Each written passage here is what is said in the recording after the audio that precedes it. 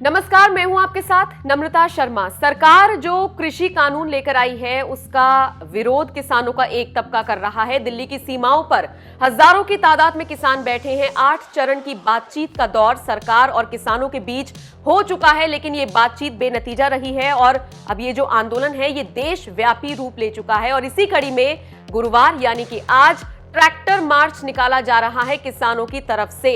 बताया जा रहा है कि दिल्ली के कई ऐसे इलाके हैं जहां से ये पूरा ट्रैक्टर मार्च निकाला जाएगा और इसी वजह से कई जगह पर रूट को डाइवर्ट भी किया गया है।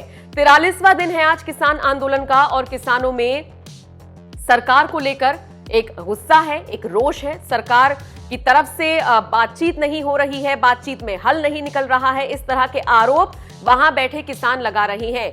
एमएसपी ना हटाई जाए, इसको आप लिखित में दीजिए। इनके अलावा भी अब किसानों की बहुत सारी मांगे उठ खड़ी हुई हैं, जिसको कृषि मंत्री कह रहे हैं कि हम बातचीत करेंगे और मांगों को मानेंगे, लेकिन किसान डटे हुए हैं। अलग अलग दिन अलग अलग तस्वीरें सामने आ रही हैं और इसी बीच लगभग 40 किसान संगठन दिल्ली की सीमाओं पर बैठे हुए हैं और वो आज ट्रैक्टर मार्च निकाल रहे हैं। बताया जा रहा है कि लगभग 4,500 ट्रैक्टर इस दौरान शामिल किए जाएंगे और दिल्ली के अलग अलग जगहों पर उनको निकाला जाएगा।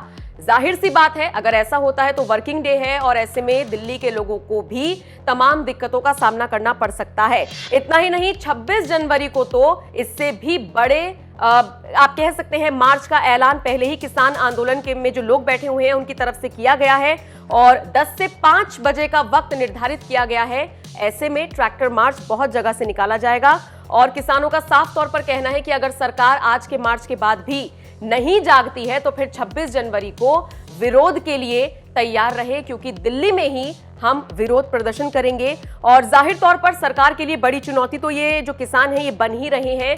किसान भी किसी भी कीमत पर झुकने को तैयार नहीं हो रहे हैं।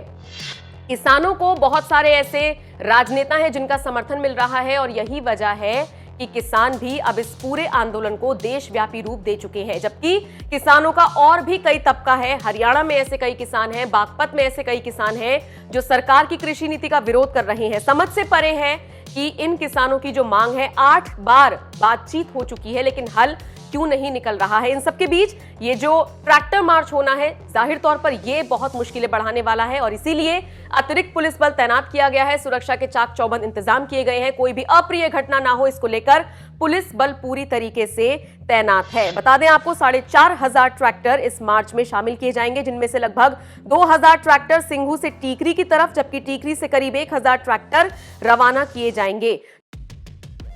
तो ये पूरी अपडेट है किसान आंदोलन को लेकर। और अगर आप भी उस तरफ से ही होकर निकलते हैं अपने ऑफिसेज के लिए जिस तरफ ये किसान बैठे हुए हैं, तो हम तो यही सलाह देंगे कि आज बचिए, क्योंकि आज बहुत ज्यादा दिक्कतें होने वाली हैं। इस पूरी खबर को लेकर आपकी राय कमेंट करके हमें जरूर बताएं।